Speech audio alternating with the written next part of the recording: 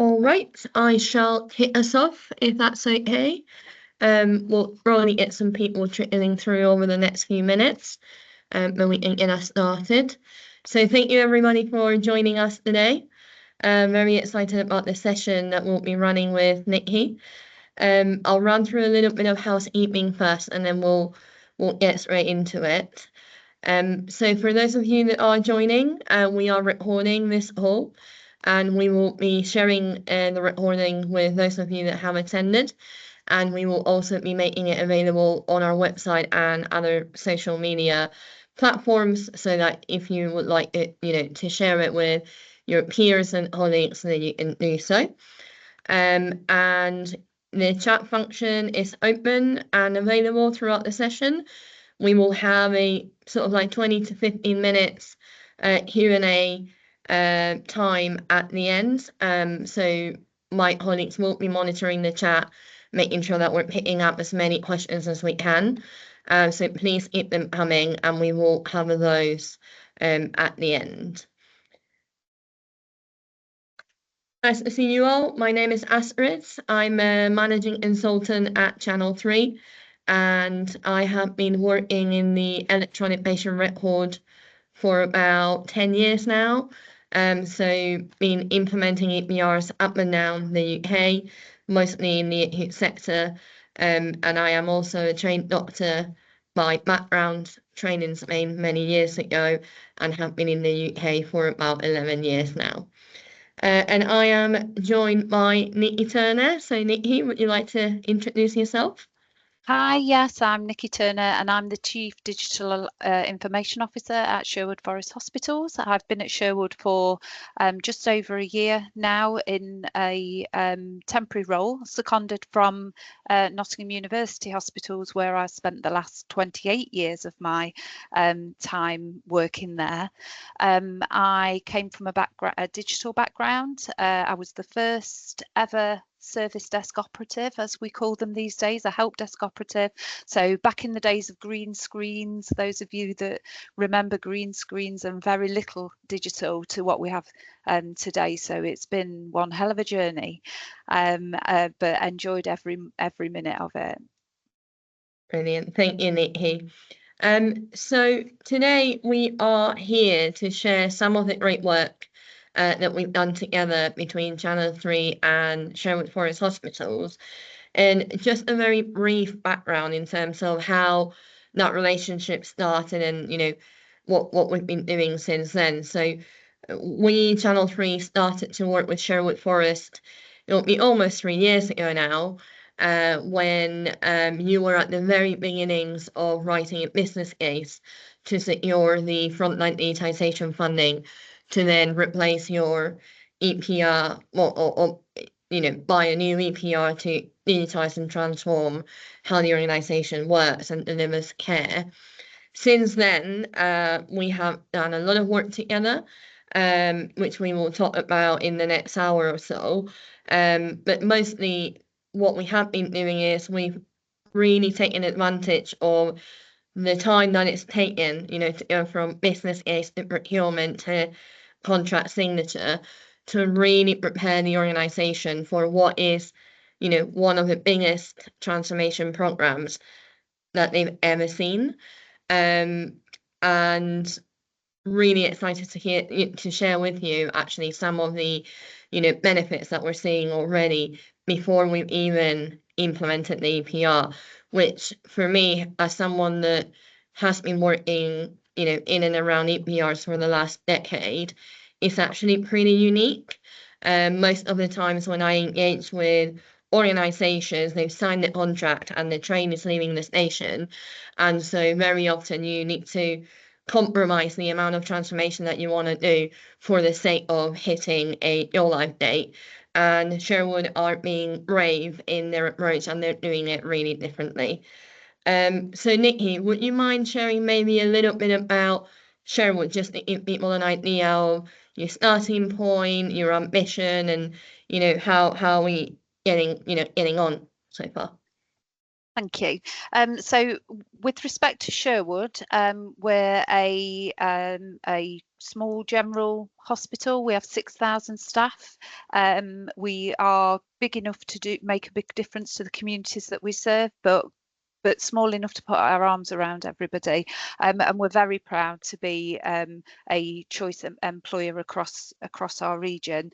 We have around 650 beds on a good day, and we see around 450,000 outpatient appointments, 190,000 ED attendances a year, and around 3,500 babies are born with us every year. We are extremely passionate about working closely with our volunteers, which are around 400 strong, and we're very proud to work closely with Veterans Society as well. We also work extremely closely with a local college, which is something that we're really proud to be able to give back to the community and to provide career opportunities to the young people across the region.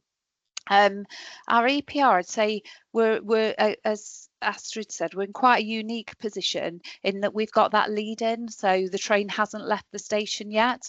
So our FBC is currently with the frontline digitisation team, and we are hurtling towards EPRIB, which is the EPR investment board, in September. We're aiming for contract signature with our chosen supplier following our procurement, which is Nerve Centre, and we're heading for contract signature with them around the October mark. So we've been in parallel to getting the train ready to leave the station. We've been doing an awful lot of looking for opportunities to optimise and working extremely closely, as I say, in parallel, not just looking at the business case, but also looking at where the opportunities for optimisation and of what we already have, and how that might help with the preparation around the change and culture that is we need to take our people on the journey of over the next 6 to 12 months, and throughout our EPR deployment. Brilliant, thank you, Nikki. And I think that was something that, both Channel 3 and Sherwood, we've been very passionate about, really understanding what are the supplier agnostic activities that we should and we could be doing whilst we're preparing for the EPR deployment.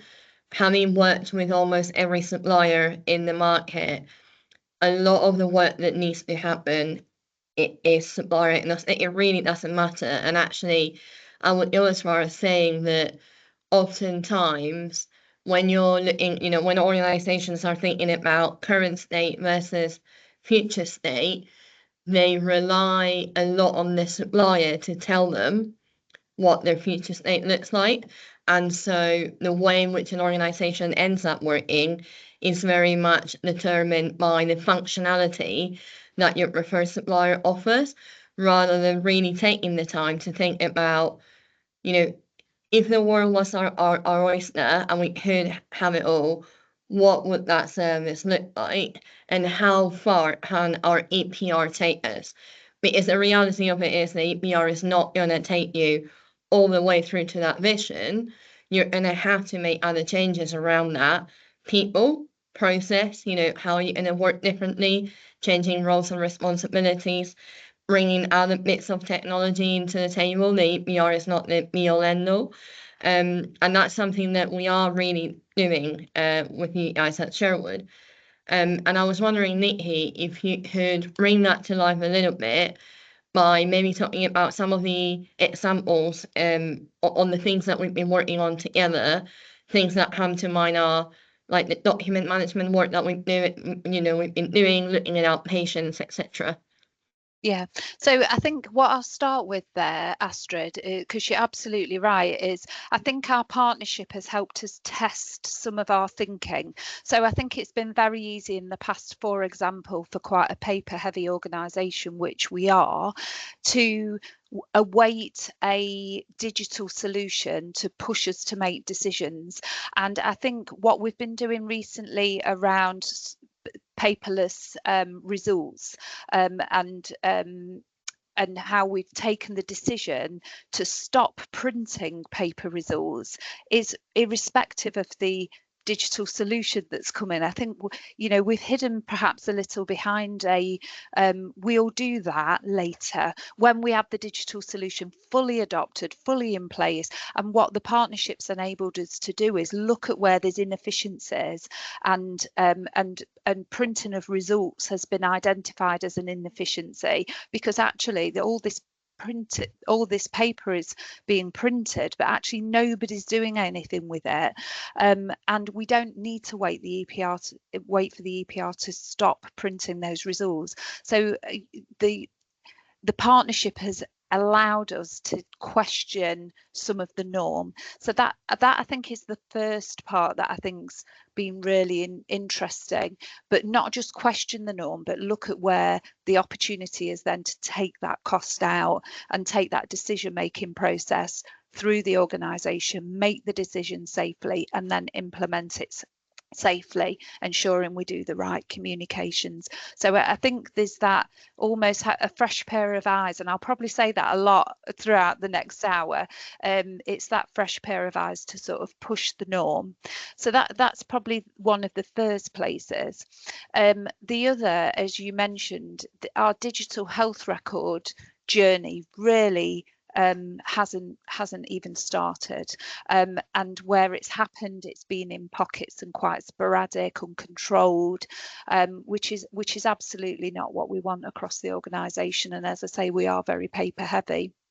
We've done a piece of work to look at what the business case looks like for the retrospective paper digital record, paper records, and the forward capture of records. And what it's actually helped us do throughout that piece of work, alongside that business case, is we've now got a business case that's ready on the shelf. But what most importantly it's allowed us to do is make a really difficult decision, because we were hurtling towards, let's scan everything, let's quickly buy a product and have our paper digitized. And actually what the partnership has helped us do is look across the breadth of the various options, and what we've chosen now is the best option that we can cope with as an organisation from a change and culture perspective, and think about really focusing and honing in on that day forward data digital capture rather than the back scanning of a lot of records. That's not to say we won't back scan and digitize our paper at some point, but we'll be able to do that in a phased, controlled and financially acceptable way. Whereas I think without the partnership, looking across the breadth of the organisation and how paper's used and getting input from all of the different stakeholders, without that, I think we'd have made a digitally driven decision and turn lots of paper into digital records, and that wouldn't have helped our clinicians in the same way as it's going to help them to really start digitising the day forward. So what it's helped us decide is that actually there's two other investments.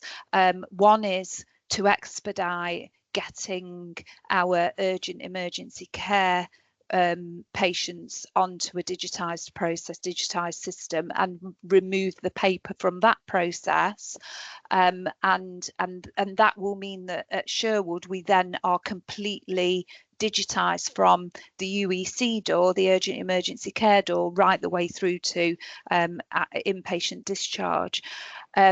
So it's allowed us to focus on that day forward digital capture.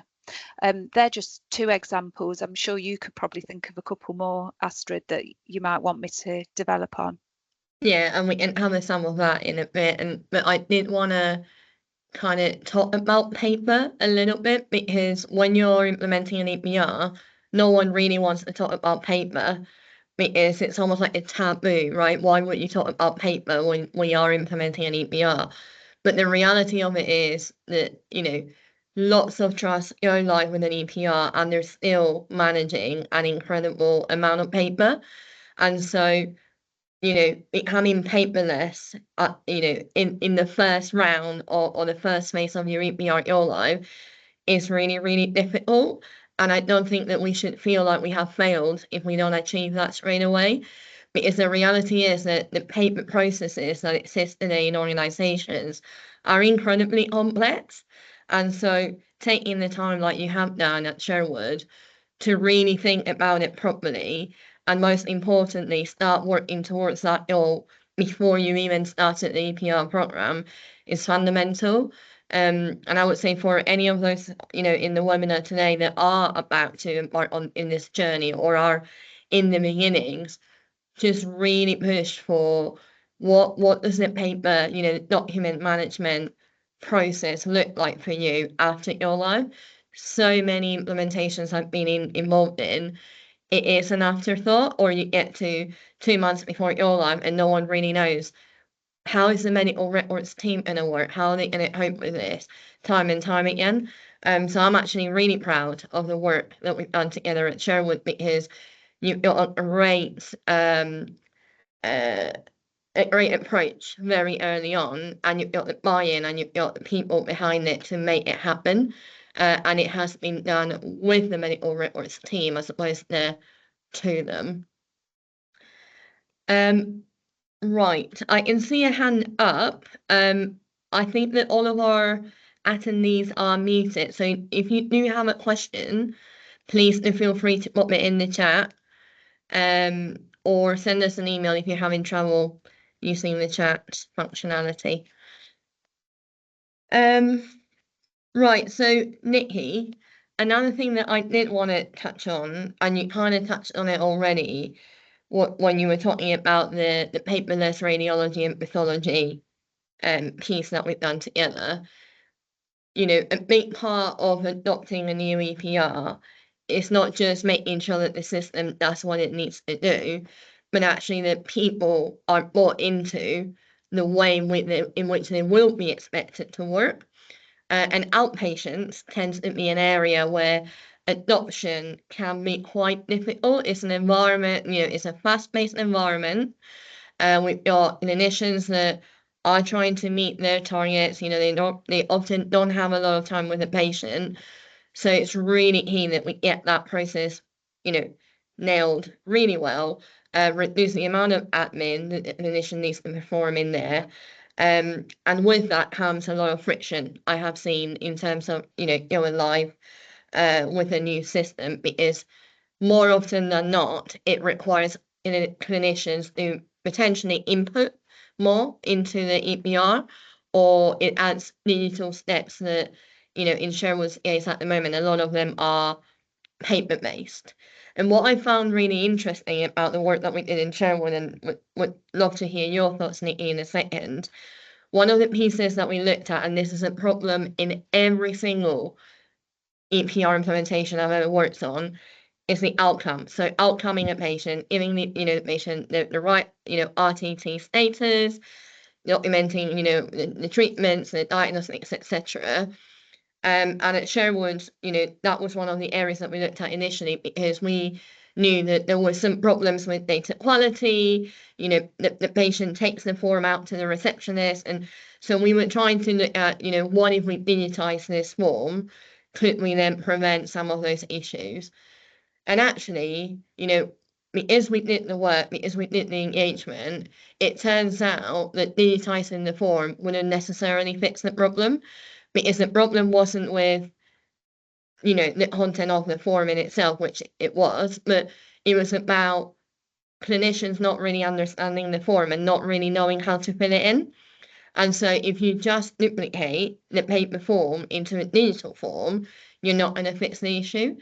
And this is such a good example of what I see time and time again, where you just take a form and you digitize it, but then you don't check, and challenge with the people that aren't going to be using that form to say, do you actually know what this form is for? And do you know how to fill it in?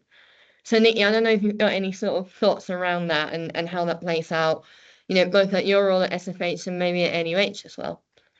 Yeah, so it's been a really interesting journey, and similarly to DHR, the outcome wasn't what we expected from a digital perspective, because what we expected was to come up with a way of digitizing that form. And as you've just alluded to, Astrid, what we've come away with is actually there's a lot more work that needs to be done in this space, and that clinicians weren't using the products in the way that we perhaps thought they were, and that nature and the beast that is outpatient workflows had found their own way of functioning.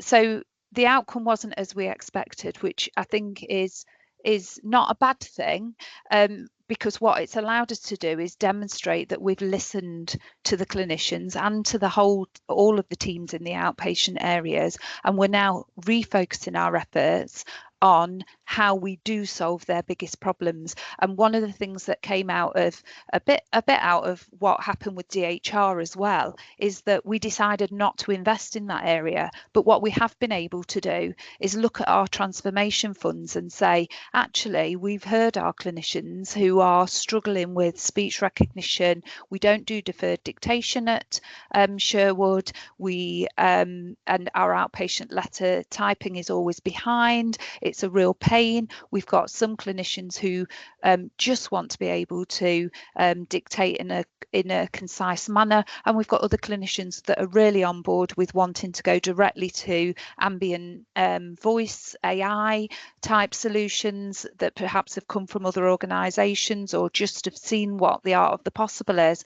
And what we're now focusing our transformation funds on is actually procuring ambient technology, AI technology, that will take us on that journey from speech recognition through to having AI dictation within the clinic setting, which will have the biggest bang for the buck for our clinicians. So going on that journey has helped us establish what is most important. And again, it comes back to those fresh eyes that Channel 3 have been able to bring into the organisation. And part of the business case that Channel 3 have worked on with us to develop for our AI procurement has been about looking across the market at what's available. And I think everybody on this call will know that there's AI providers springing up from everywhere, and there's the absolute brilliant solutions that cost an absolute fortune.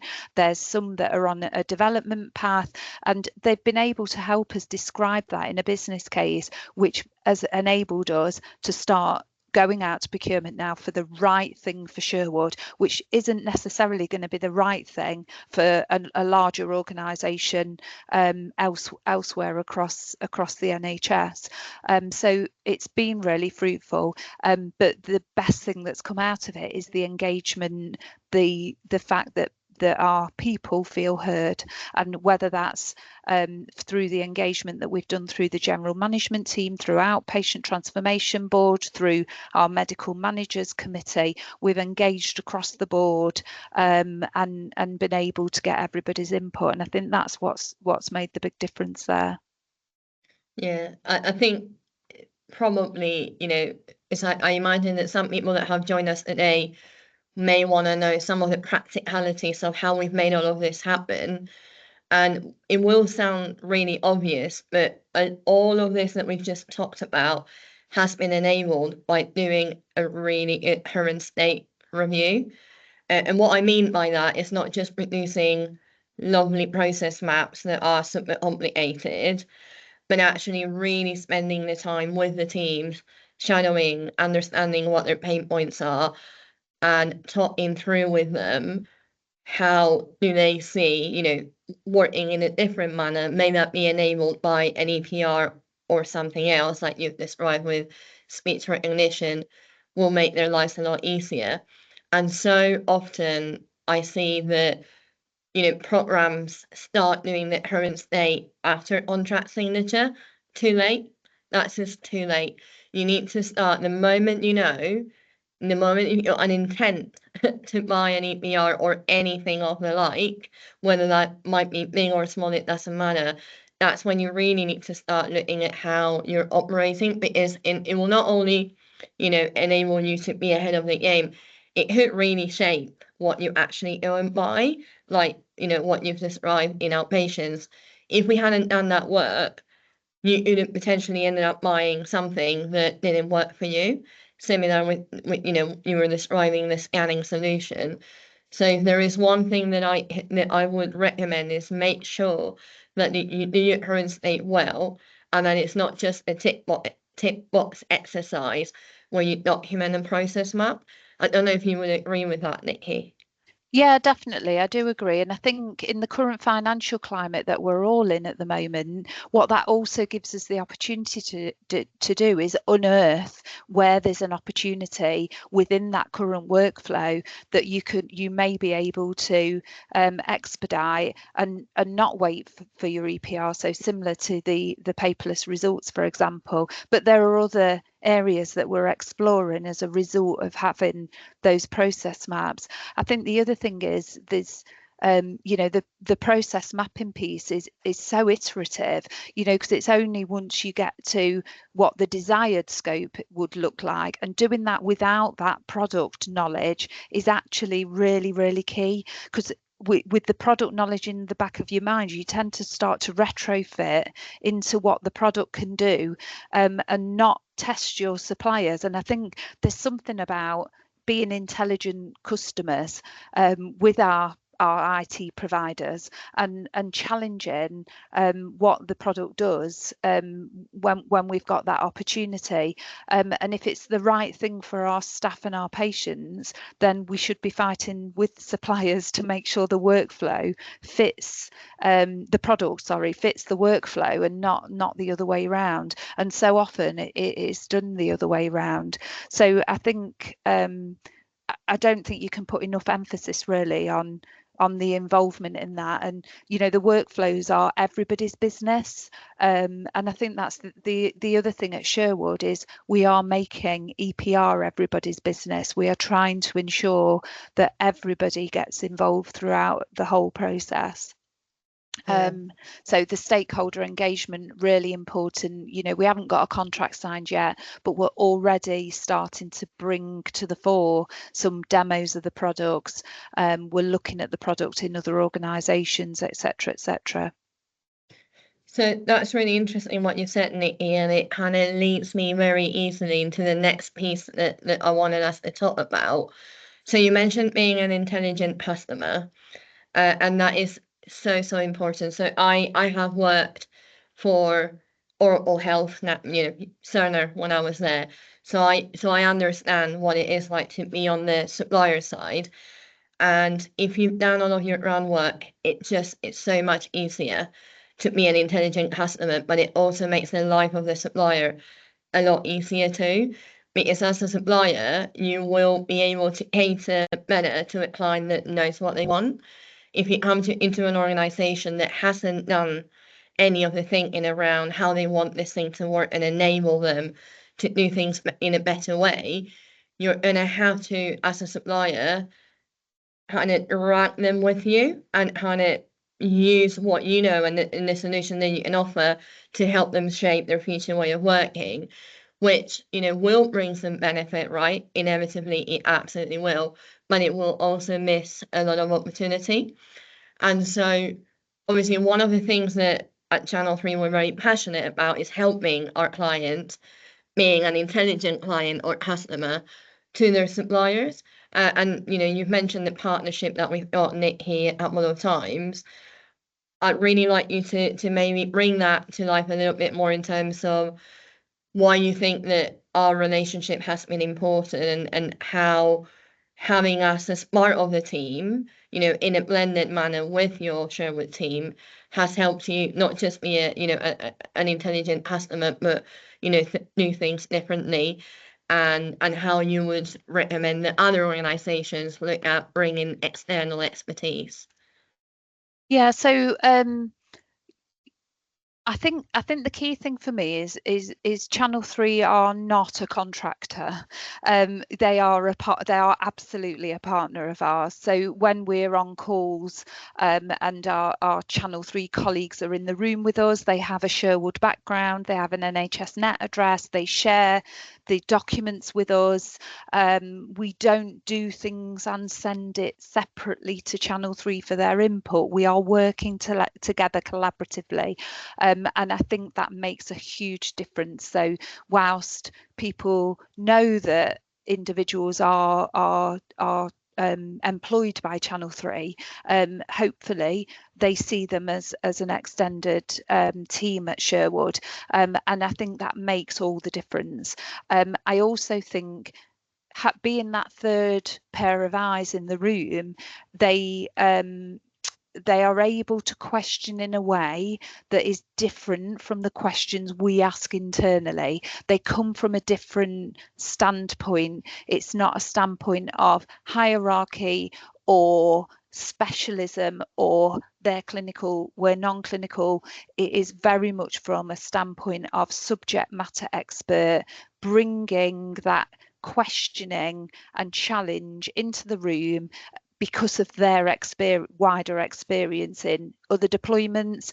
And the thing that impressed me the most, I think, is not just other deployments of our product, but other deployments of other EPRs, other solutions, not just in the NHS, but outside the NHS, and even better, not just within this country, but in other countries. And that has been an eye-opener, not just to sort of bring that knowledge and experience, but to test the norm. So, I think Channel 3 as a partner have seen things working elsewhere that they're able then to bring into our organisation. It makes such a difference.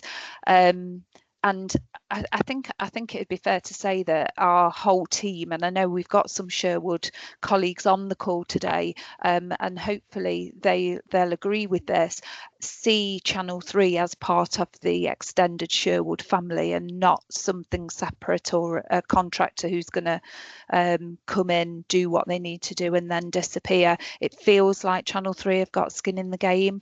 The latest contract work package we've been working on, we've been very clear about KPIs. I think after 3 years, when you can work with a supplier and talk about setting KPIs and it not be contentious and it be a real understanding between us of what and why we want to get out of this work package, I think that's quite testament to the relationship that we've built, and it's really important, and it's worked really well.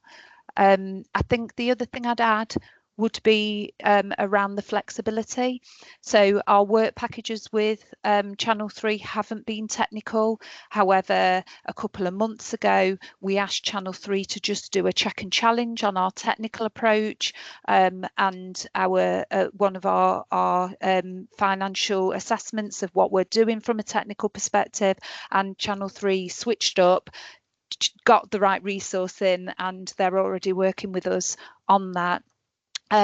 One last thing, sorry, that comes to mind, and this is because I'm in quite a fortunate position working across NUH as well as Sherwood, is everything that Channel 3 are doing at Nottingham is absolutely being optimised at Sherwood and vice versa. So we're not being asked to pay again for collateral that's been developed in other organisations. It's very openly shared, and that experience is sort of cross-fertilised, if you like. And I think, a lot of suppliers would want to charge for that separately and be onto a fast book, but I've not had that experience, so long may it last, Astrid.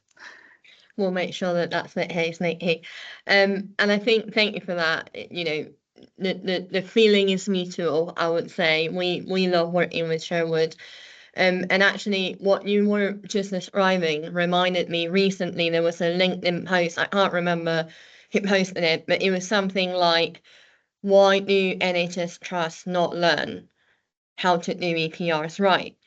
And the conversation in that, within the comments was really interesting, because the reality is that organisations like Sherwood or Nottingham may go through a programme of this scale and complexity maybe once a decade, and so you may have some organisational memory. So there won't be people that were there when you implemented your impasse, and they understand. But the reality is that for a lot of people working in the NHS, this sort of programme of work is a once in a lifetime, maybe twice.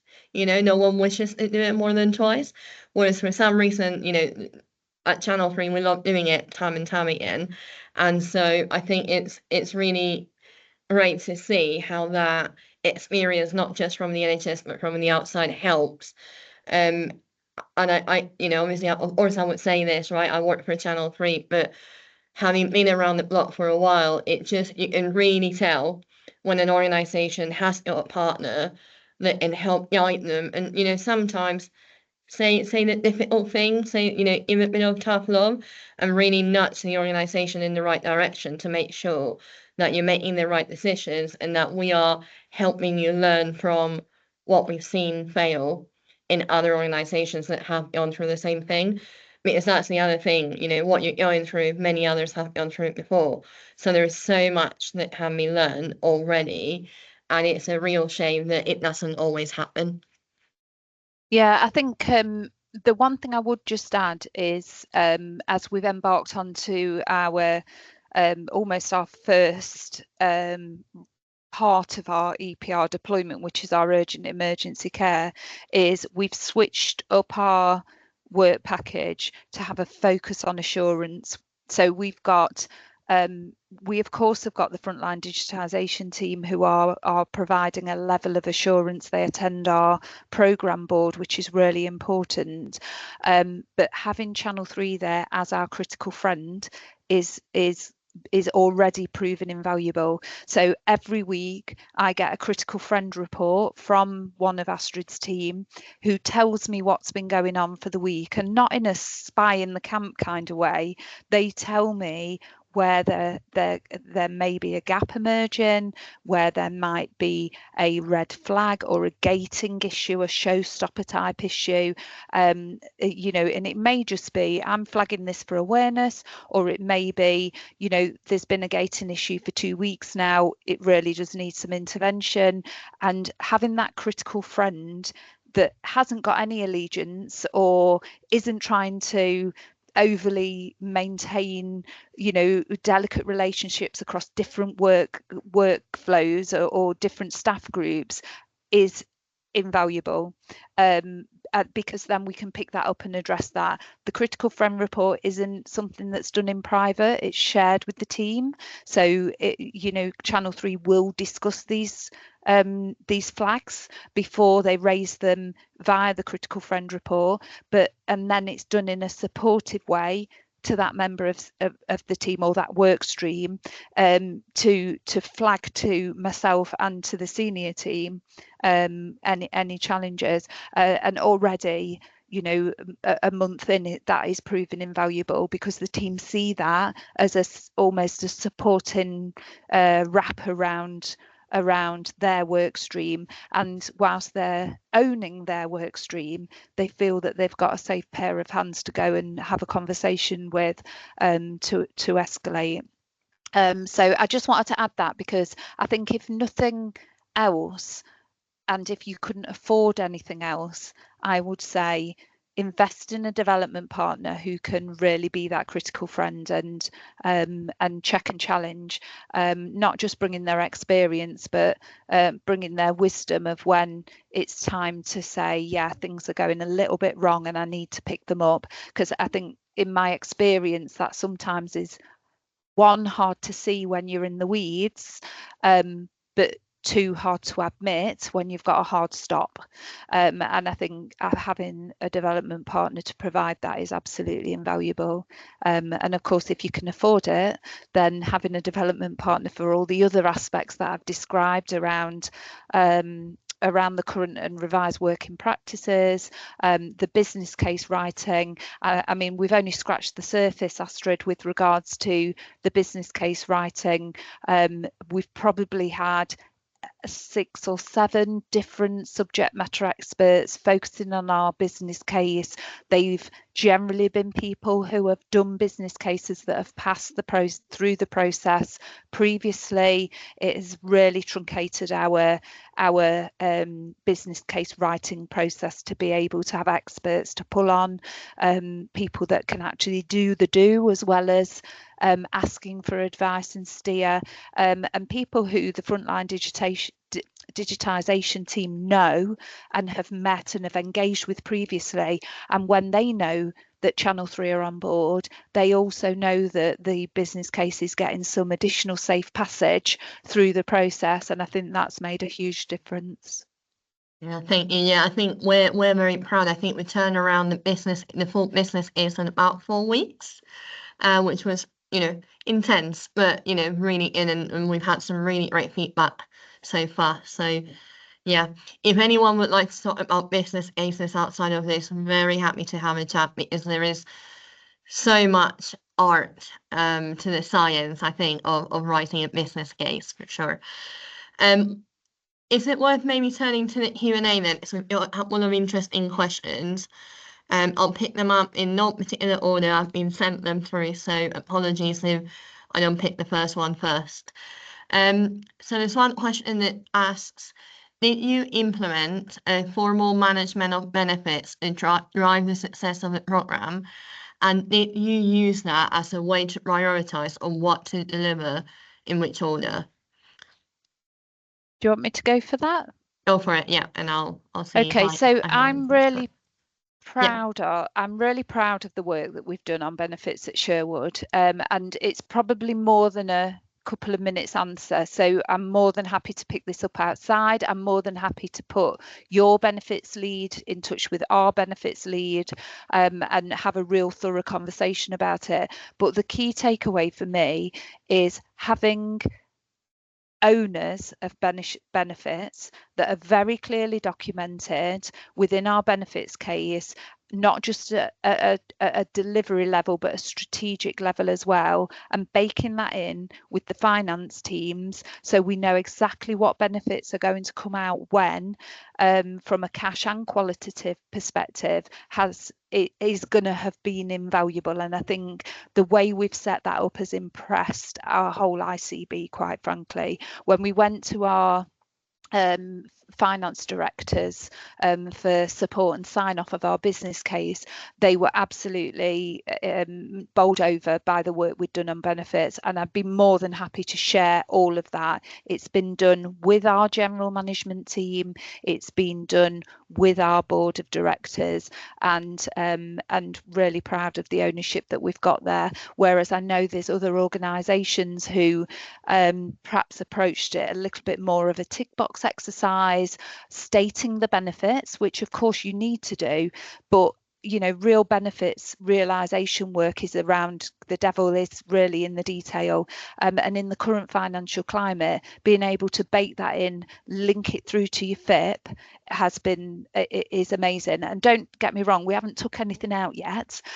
We've been very prescriptive about when we'll take things out, so instead of being silly and saying it'll be from day one that we switch on the EPR, we've baked it into the right point in the business case. That's, in some cases, that's year 4. That's not even in year 1 or year 2, but that is realistic. Whereas in other cases, I think we tend to rush ahead and get excited about benefits and over promise and under deliver. So I'm really proud of that, if you can't tell. And again, happy to share any of that journey with an audience, and share our documentation. It's something we're really proud of. Brilliant. And I would say, maybe in terms of the second part of the question around have you used it to prioritize, you absolutely have, right? And I think, it's probably prioritizing what goes live first. It's always a bit of a balance between trying to realize as much of the benefit as you can, to your point, Nikki, being realistic about what you can do. But there's also, some other pressures that organizations might face, like you've got a contract with your incumbent supplier that's ending at a particular date, and therefore you can't afford to extend that contract. So you might have to prioritize something that you wouldn't otherwise, because this benefit of not doing it would outweigh the benefit. And so that's been really key at Sherwood. Whereas in other organisations, I have seen people just going, oh, well, we'll do this, we'll do this, we'll do this, and then realising that actually doesn't make sense, that it's not the right approach. All right. Has the EDMS archive project been pushed back until after EPR go live? So yes, it has. So we are focusing on day forward. It may be that we revisit opportunities linked to very specific services and where we've got to retain notes for a significant length of time. But at this moment, we've chose to invest in, as I say, the speech recognition program and our day forward digital captivation of data. Yeah, and I think just on that, Nikki, that because of the work that we've done, we've identified that the way in which paper is managed at the trust isn't as efficient as it could be. So there is also the document management work stream is looking at how can we streamline, centralize, and standardize how paper is being managed and filed across the trust.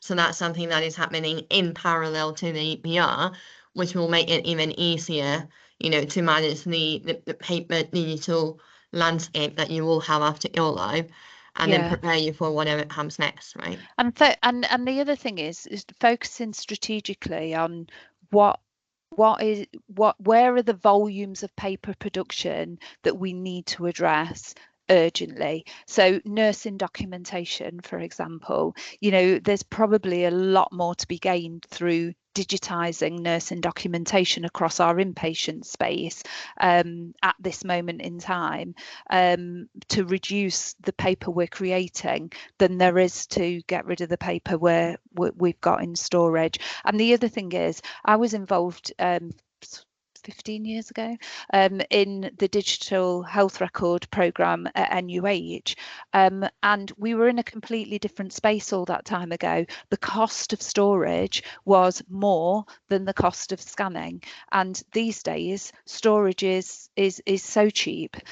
So it is, I know there's other elements to storage and transportation and etc., but it is, the landscape has changed significantly from where we've come from, and so have the opportunities and the products.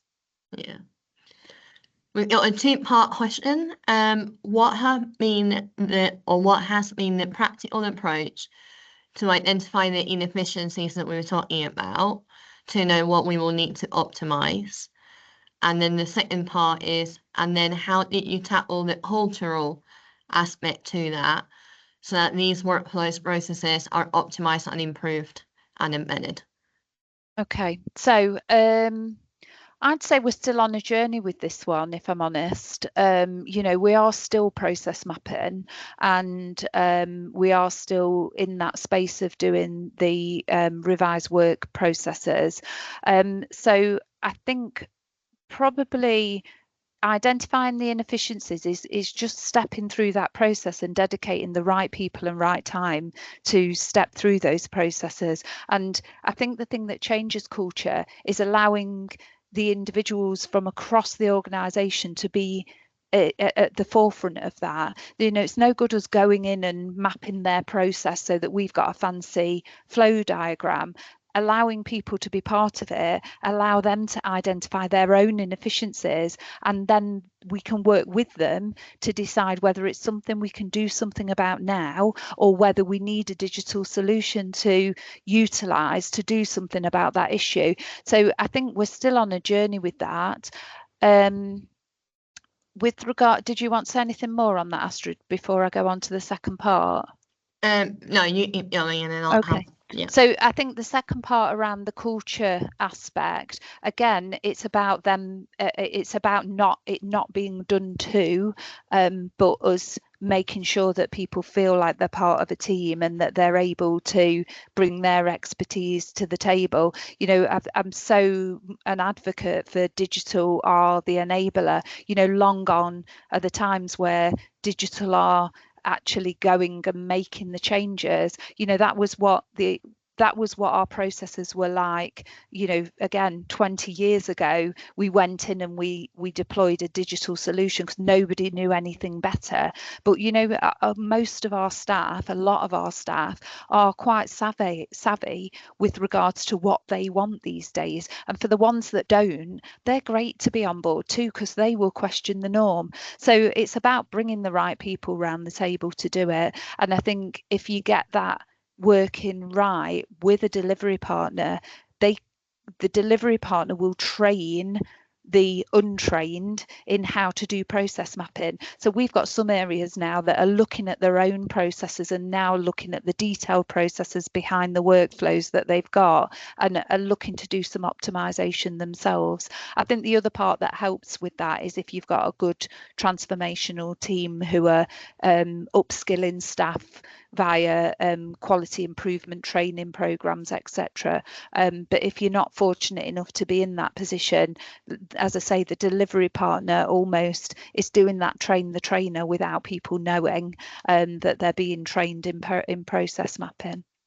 Yeah, and I would add that, you know, again, the process mapping to me is not about the process mapping. Of course, you need to map your processes to know where you're at, to help your supplier understand your starting point, and more importantly, visualize where you want to be. The secret sauce, I think, behind the success of Sherwood is that we've done that with a critical eye, with curiosity. So when we've been talking to clinicians or, you know, administrative teams on how they're working, we're not just going, yeah, okay, this box here, line, box here. But why are you doing it like this and not like that? What is stopping you from doing that differently? Why this? Why that? Why?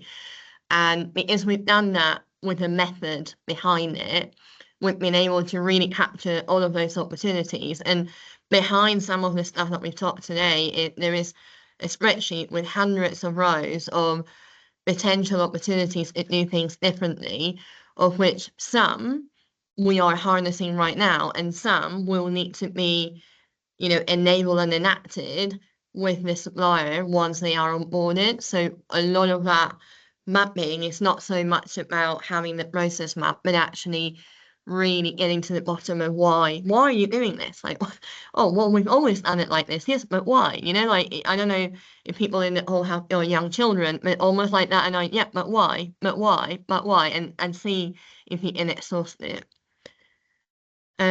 Right. I think we've got a 5-minute warning, so maybe we can do one more question, and then what I would say is if anyone feels like their question hasn't been asked, by all means, reach out. Very happy to do an offline response to your question or follow up with any of you that might want a little bit more detail, because I know we're only scratching the surface with some of these things. All right, Nikki, one for you. What advice would you give to other trusts that are about to go live with their EPR? What are your top tips? Okay, so I would, one of my top tips would be that critical friend piece, check and challenge. Another would probably be around readiness assessment, which I'm sure any trust about to go live would have done this. But again, I think having Channel 3 working alongside you doing that EPR readiness assessment, it's that organisational readiness. It's not about how ready digital are, because generally digital will be ready because they'll be being project managed and within a governance, but operationally, you know, how ready are you as an organisation for go live? And I think that's really key. I think EPR being everybody's business, being really clear about messaging. So one piece of advice from Nottingham that I can share is even after months and months of talking about the change process and what's happening with the EPR and what EPR is going to deliver, a couple of people still were saying, but we'll still have the old system, won't we? And we'll still have the old, if we've got a new PAS, we'll still have our theatres system. Actually, clear messaging of we're switching this product off and you'll be using this product is invaluable, because not everybody gets onto that page really quickly. And I think comms messages in every area that you can think of, I think we rely too heavily, and I think everybody on this call will agree, with digital messaging. You know, there's nothing like a poster, you know, that you can stick up on the walls laminated, or the wraps that you can put on lifts, so that when somebody goes to get the lift to fetch their lunch, they see some really key EPR messages. And making it everybody's business, I think, is what it comes back to. So I think that communication and just some plain English messages for the staff is really quite helpful. I saw recently somebody had done a workup of what this means to me as a ward receptionist, for example. It means, and somebody's just popped it in the chat actually, who's from Nottingham, so the goodbye Blue Spear and hello nerve centre message has been a real game changer, because people can understand that language. But yeah, putting out comms that hone into those individuals and how their roles are changing, and I think that makes a big difference to the individuals who are going to be hit by this on the shop floor on day one of go live.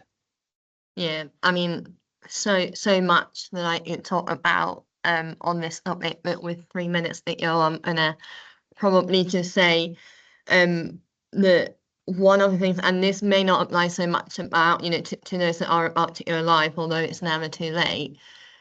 I generally think that, you know, calling these programs EPR programs is actually almost like contradictory of what we're trying to achieve.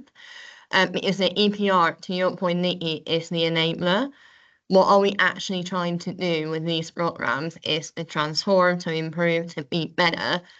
And I think it's a real mindset shift to stop thinking about EPR programs as we're putting this thing in, and really start thinking about them as an opportunity to do things differently.